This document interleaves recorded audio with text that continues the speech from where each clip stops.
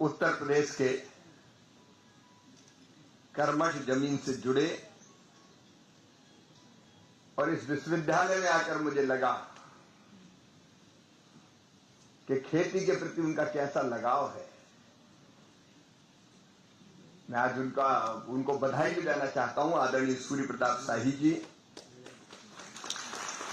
हमारे कृषि राज्य मंत्री आदरणीय बलदेव सिंह जी,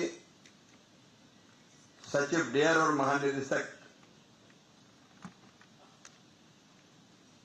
हमारे कृषि अनुसंधान परिषद के एमएल डार्ट जी, गतिशील कुलपति ज्ञानेन्द्र प्रताप जी, डीडीजी राजवीर सिंह जी, पंकज जी, राघवेंद्र सिंह जी, के सिंह जी, श्याम बिहारी जी, यहां उपस्थित मेरे प्रिय किसान भाइयों और बहनों, सबसे पहले मैं राम लला के चरणों में प्रणाम करता हूं।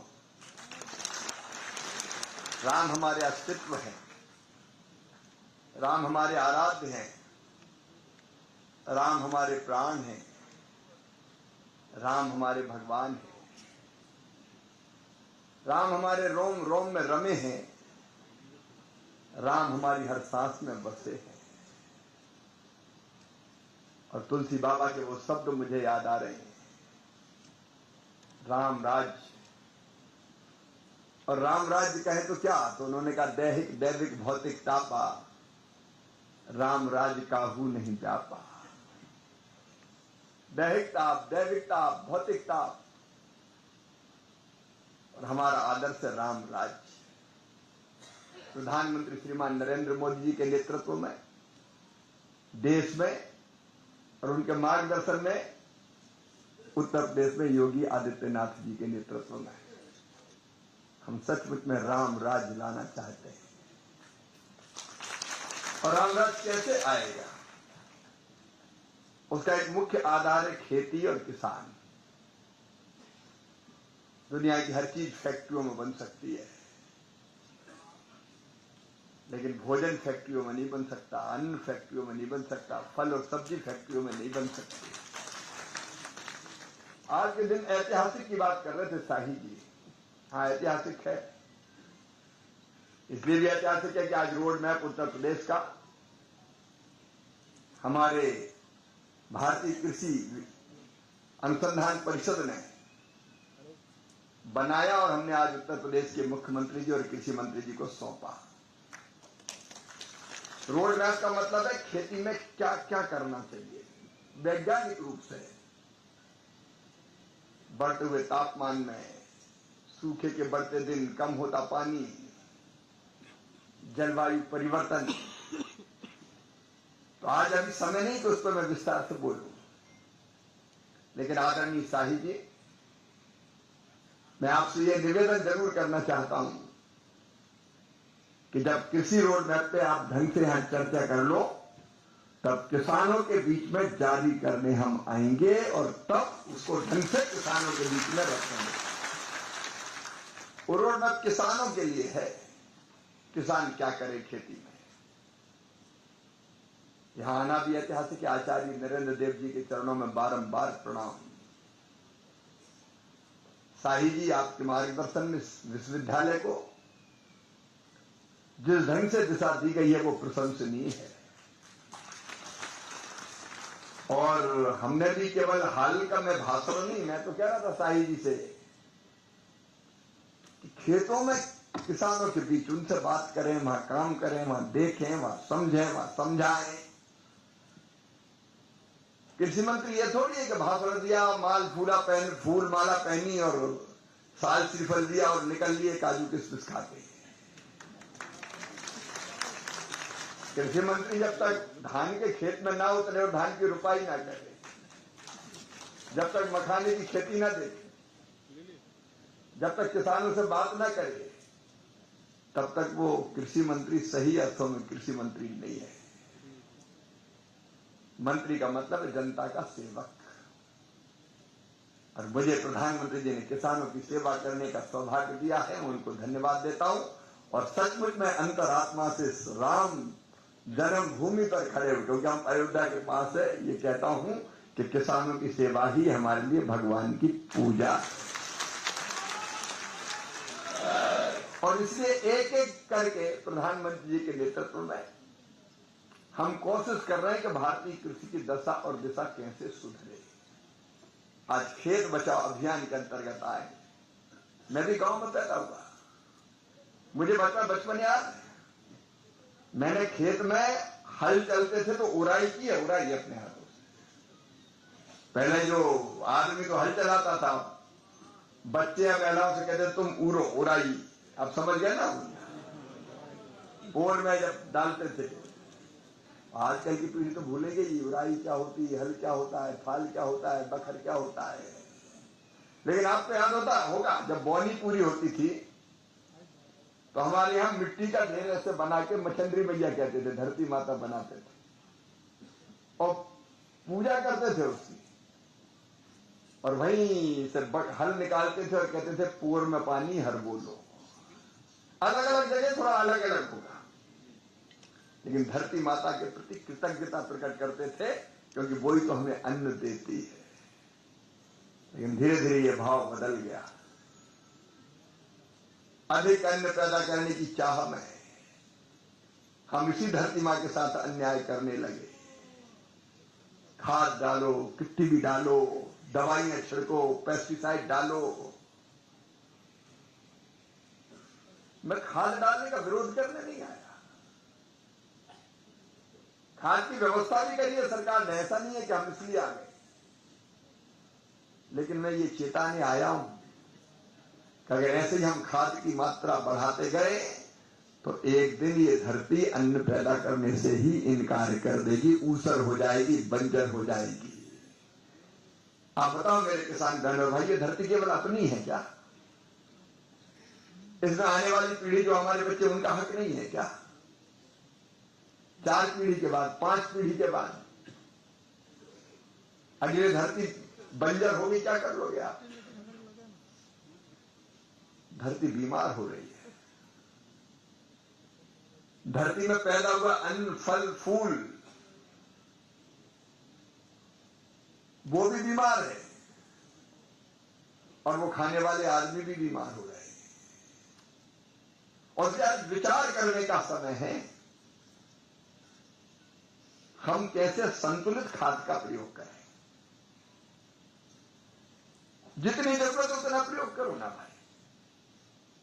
मैंने साहिबी अपने संसदीय क्षेत्र में एक कैंसर के पेशेंट्स के लिए परीक्षण शिविर लगवाया, जांच का और परामर्श का शिविर, और टाटा मेमोरियल के डॉक्टर्स की टीम भी मैं बुलाई। 2500 लोग जांच करवाने, उनमें से 584 को कैंसर निकला, 266 सस्पेक्टेड निकले। मैं सच बता रहा हूं, ये केमिकल फर्टिलाइजर, पेस्टिसाइड खा खा के कई नई नई बीमारियां पैदा हो रही है, और इसलिए विचार करने का विषय है। भाई धरती में उतनी डालो ना जितनी जरूरत है। आप डॉक्टर के पास दिखाने जाओ, डॉक्टर आपका चेकअप करे और जिस चीज की जरूरत नहीं वो दवाई खिला दे तो क्या होगा? आप स्वस्थ हो गए कि बीमार हो गए? अब अपन ये देखते नहीं कि मिट्टी में जरूरत कितनी है। धन्ना लाल डाल रहे हैं तो पन्ना लाल भी डाल रहे हैं, वहां इतना डाला तो मैं भी डालूंगा। पहले 1 बोरी, फिर 1.25 बोरी, फिर 1.5 बोरी, फिर 2 बोरी। मेरा आपसे आग्रह है, मिट्टी का परीक्षण करवाएं। और अब टेक्नोलॉजी में ऐसे उपाय आ गए, 15 मिनट में मिट्टी का परीक्षण हो जाएगा। बम्बई आप खेत में जाऊंगा तो उसी में जुटने वाला हूं, तो उसमें पता चलेगा कौन से तत्व है धरती में, पोटास कितना है, सल्फर कितना है, बोरान कितना है, आर्गेनिक कार्बन कितना है, और उससे अंदाजा लगेगा किस चीज की जरूरत है तो वो डालो ना भाई। हमने ऐसा ऐप एक बना लिया है, जरा परफेक्ट हो जाए, अभी मैं उसकी ज्यादा बात नहीं कर रहा।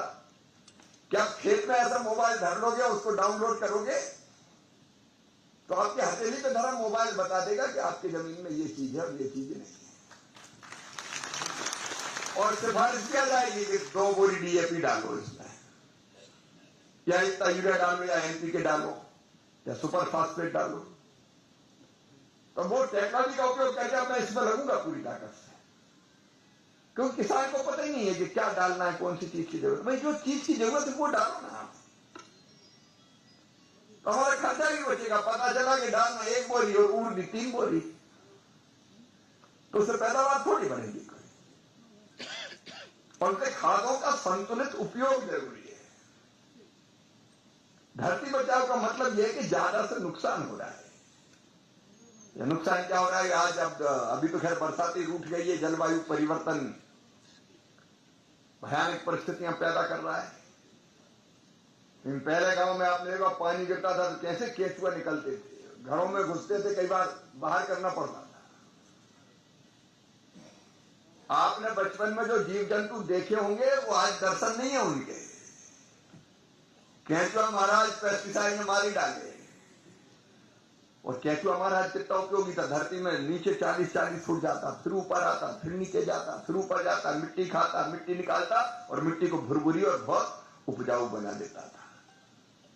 आजकल भी कई बार वर्मी कंपोस्ट वगैरह बना रहे केंचुआ डाल के, वो तो पूरे खेतों को कर देता था। ये धरती जीवित है मेरे भाइयों, जीवित। इसको धूल माटी मत समझना। इतने सूक्ष्म जीव है इनमें, और वो सूक्ष्म जीव मिट्टी को उपजाऊ बना के रखते थे। हमने डाल के पेस्टिसाइड मार डाले सब। पहले भुरभुरी जमीन का ज्यादा खाद डालना, जब वो पत्थर जैसी कड़क हो गई। तब उन चीजों को समझना पड़ेगा, और इसलिए समझ के कैसे संतुलित खाद डालें। आज मुझे कुछ भी प्राकृतिक खेती करने वाले किसानों से चर्चा हुई मेरी, और उन्होंने जो प्रयोग बताया आप भी देखिएगा, उससे लागत भी घटती है, खाद का पैसा बचता है। हाँ, ग्रीन अभी हम देख क्या ढैंचा वो और खेत में मिलाओ, पानी दो, मिलाओ, सड़के वही खाद बन जाता। हरी खाद 25% कम हो जाती, यूरिया की जरूरत। गोबर का खाद उपयोगी है, वर्मी कंपोस्ट उपयोगी है, जीवामृत, बीजामृत, घनजीवामृत, छाछ, गुड़, बेसन, गोमूत्र बहुत प्रभावी है वो। तो मेरा ये भी अनुरोध है, पूरी जमीन में नहीं, कोई आधा एकड़ 1 एकड़ में करके तो देखो, प्राकृतिक खेती भी करके देखो यार। अगर सफल होते तो उसको आगे बढ़ाओ, और धीरे धीरे हम खाद का संतुलित उपयोग करें। मैं अभी ये कह रहा हूं, खाद की पर्याप्त उपलब्धता है। मिडिल ईस्ट के संकट के बावजूद भी खाद की जितनी जरूरत है, पिछले साल से ज्यादा, साहिब जी बैठे, पिछले साल से ज्यादा उपलब्धता इस साल है। 5 लाख मेट्रिक टन ज्यादा है। तो ये मत समझना कि खाद के कारण तो नहीं कह रहे हैं, लेकिन मैं जो संकट है उसकी बात कर रहा हूं। इसलिए हम में से हर एक किसान भाई बहन विचार करें कि हम जितनी जरूरत है उसका उतना उपयोग करें। फिर एक बात मैं आपसे निवेदन करूंगा इंटीग्रेटेड फार्मिंग की। इंटीग्रेटेड फार्मिंग का मतलब है एक चीज नहीं लगाए मेरे भाई। पुराने जमाने में बुजुर्ग टाइम बताता ना मुझे, जब चलने का हो गया 5-10 मिनट है, 5 मिनट है ना। तो 4 हमारे यहाँ कहते थे 4 फुट, मतलब खेत में 4 फुट पे 4 चीज लगाओ, एक फसल मत लगाओ। अपन पिल गए धान तो धान ही धान, धान और गेहूं, धान और गेहूं, धान और गेहूं। उससे क्या हुआ कि पहले अपन दलहन बाकी चीज लगाते थे तो अपने आप नाइट्रोजन फिक्स हो जाता था धरती में, बदल के लगाते थे ना। तो धान गेहूं का विरोधी नहीं हुआ, लेकिन लगातार एक ही चक्र चलेगा तो धरती खराब होगी। एक तरह पर इंटीग्रेटेड फार्मिंग का मतलब यह भी है कि फल भी लगाएं, सब्जी भी लगाएं, दाल भी लगाएं। अब गन्ना के बीच में क्या मूंगफली लगा रहे हैं। अब यहां पे शुरू हुआ अच्छा इंटरक्रॉपिंग भी करें, और वहीं पशुपालन भी हो। जिनकी रुचि है वो मछली पालन करें, जिनकी रुचि है उनसे कह रहा हूं मधुमक्खी पालन हो सकता है, कृषि वानिकी या agri based forest agri based agriculture हो सकती है। तो यहाँ आप देख रहे हैं कि इंटीग्रेटेड फार्मिंग का मॉडल यहाँ बना है, उसको जरूर देखना आप।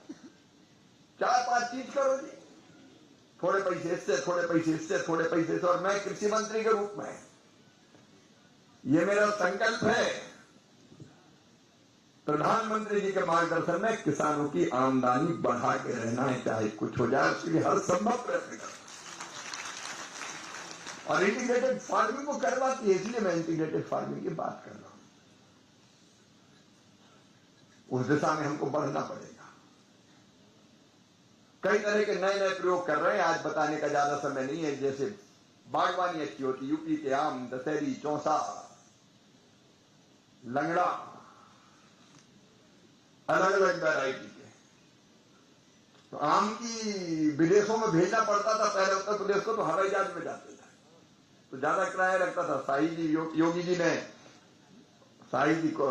कोशिश की तो आम हमारा एक्सपोर्ट हो रहा है, क्योंकि हमको ज्यादा पैसा चाहिए, एक्सपोर्ट क्वालिटी की चीज बनाए, पैदा करें। तो ये बात आई कि इस वक्त किराया तिगुना लगता है। अगर जहाज से चले जाए आम तो 1/3 पैसे में काम हो जाएगा। हमने वो सफलता प्राप्त कर ली और यहां से आम की पहली खेप जहाज से चली गई सुरक्षित, और किसानों के पैसे बच गए। एक्सपोर्ट कर रहे हैं, लीची एक्सपोर्ट। पानी के जहाज मतलब पानी के, पहले हवाई जहाज से, हवाई जहाज में पैसा ज्यादा लगता है, पानी जहाज में जाना सस्ता होता है। तो एक्सपोर्ट क्वालिटी की चीजें भी पैदा करें, फल, सब्जी, औषधि खेती, कई तरह की चीजें करना है। आज मुझे यहाँ आके बहुत अच्छा लगा, क्योंकि यूनिवर्सिटी बहुत अच्छा काम कर रही है। ज्ञानेंद्र जी इसको आगे बढ़ाओ यार। जिंदगी का मतलब क्या है? अगर आए हैं तो जी जान से किसानों की उपस्थिति में नए नए प्रयोग करें, ताकि किसान देखें और फिर खुद किसान करें। प्रगतिशील किसानों को मैं प्रणाम करता हूं। आज कई से मेरी चर्चा हुई है, वो बाकी किसानों को भी सिखाने का काम करें। रोड मैप जो हमने बनाया, रोड मैप का मतलब केवल फसल बोना नहीं है, उसके बाद फसल के पहले बीज से लेकर बाजार तक का प्रबंधन की बात की है। 1 एकड़ में आराम से 2.5-3 लाख रुपया कमाए जा सकते हैं। ऐसे कई तरह के प्रयोग जो आगे भविष्य में करेंगे। किसी दिन रोड मैप आपके सामने, जब पूरा प्रदेश की सरकार उस पर विचार विमर्श कर लेगी, तो किसानों के बीच में जारी किया जाएगा और फिर किसानों की कार्यशाला लगा के उनको बताया जाएगा। आज समय इजाजत नहीं दे रहा, मुझे कल उत्तराखंड पहुंचना है और आज दिल्ली में भी मेरा 8 बजे एक कार्यक्रम है। इसलिए दिल तो कह रहा है रुक जा रे, रुक जा रे, रुक जा तू यहीं पे कहीं, जो बात इस जगह है कहीं पे नहीं। ये यूनिवर्सिटी भी और भगवान राम की जन्मभूमि भी अद्भुत है, लेकिन भगवान राम मर्यादा पुरुषोत्तम थे, तो मर्यादा तो समय की भी है। मैं क्या करूं, आपको छोड़ के जाने का जी नहीं कर रहा, लेकिन